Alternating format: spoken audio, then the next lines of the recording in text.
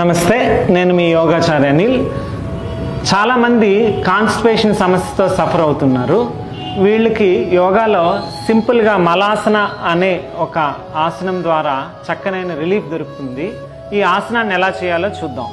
లేచి నిల్చున్న స్థితిలోకి వచ్చిన తర్వాత రెండు పాదాలకి మధ్యన ఒక అడుగు గ్యాప్ ఉంచాలి. కుడి పాదాన్ని కుడివైపు, ఎడమ పాదాన్ని ఎడమ వైపు ఉంచి రెండు చేతుల్ని నమస్కార ముద్రలో ఉంచాలి.